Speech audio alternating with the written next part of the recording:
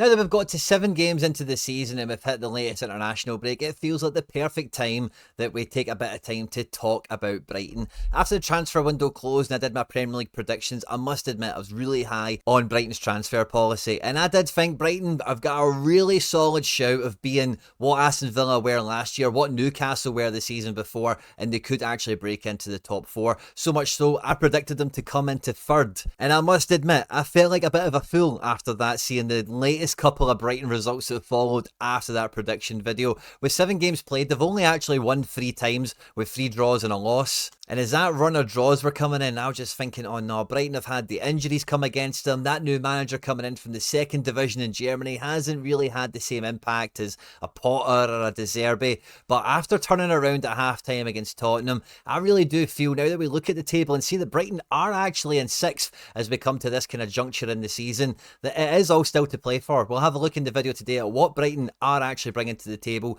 and what they offer throughout the rest of the season. Do I still think that they've got the credentials to break into the top 3, the top 4, get into that reckoning of being involved in the Champions League conversation this time next year? At any point in the video, if you do laugh, you learn, you like something or whatever, please do like and subscribe to the channel for more content like this, and get into the comments section and let me know what you think of Brighton this year. Are they going to be a team that flatters to deceive and, you know, they'll be all huff and puff but they'll never actually get anywhere? Or are they about to maybe click into gear and have a real place on the table where everyone turns and takes notice of the squad they've built and the form that they've been quietly putting together? And yeah, let's just get stuck straight into this one. Now, this is the Brighton squad as we find it after the transfer window, and I must say, head count wise, it is absolutely massive, but it's had to be at this stage of the season so far because so many of these players haven't featured regularly. Matt O'Reilly made a minute of a debut or something like that in the League Cup before getting absolutely hacked and coming off injured, and we're still to see his debut, especially in the Premier League. Milner's had an injury, and really across this whole squad, different players have missed a game or 2 here or there, and the availability hasn't been full and complete. But looking at this squad, and especially when you do this kind of thing on like this channel where you compare all the different squads and how they're built and all the rest of it, like Brighton have got so many attacking based players here that are getting good minutes and are coming into the rotation now and are able to cover for each of the kind of injury problems that they've had so far. And this is really where all my optimism came from, because they did start the season really strong, getting 2 of their 3 victories in the opening weeks of the season, beating Everton 3-0, beating Man United 2-1, even drawing away to Arsenal. It's not a win, but you can definitely like count it as a win in terms of like your season planning and like a tough fixture that you get something out of against the odds, before then dropping points at home to Ipswich, at home to Nottingham Forest. And I don't know about Brighton fans or any of you neutrals out there, but I watched Chelsea versus Brighton, and Jesus, man, Brighton fan, I thought at that point, Brighton are doomed to have one of these seasons where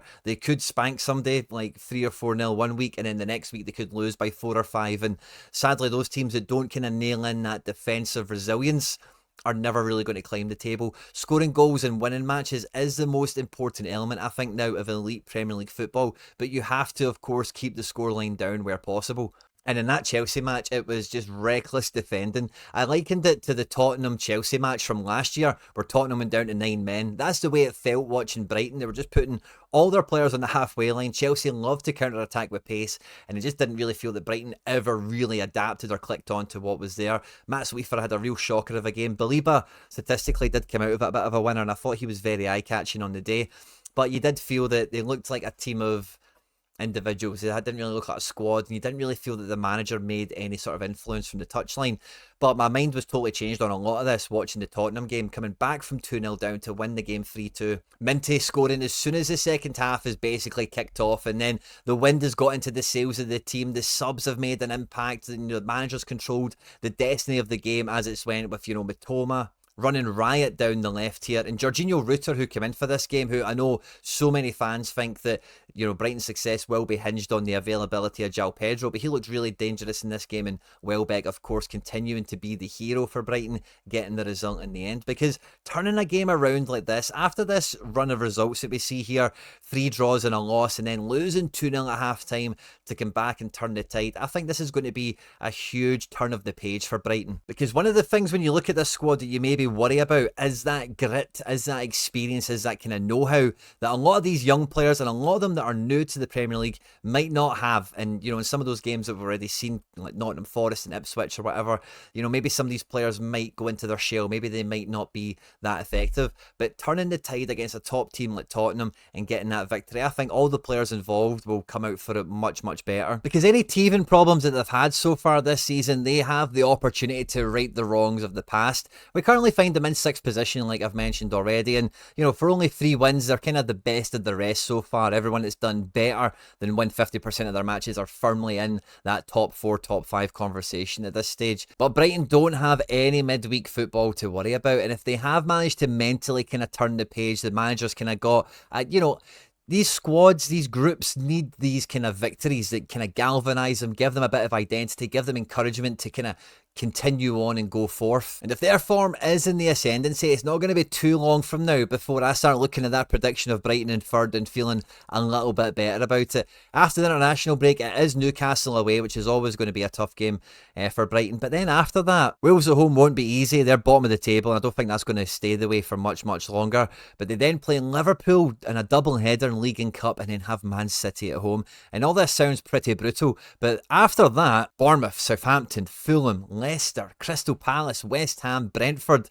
Before you get to that Aston Villa game there, that's a solid run of games, weekends only, against a raft of opposition that Brighton at the beginning of the season, last season, the season before, would have been looking at these games thinking, yeah, we can get 3 points. And if Brighton were to come out that run of games virtually, you know, invincible, undefeated with the majority of wins here, they will be so far ahead of a lot of the other competitors in the Premier League, because October, November, December, especially for those teams that are ahead of them that have midweek football, I've already looked at a lot of their fixture lists for videos on the channel, but it is not easy for so many of the teams.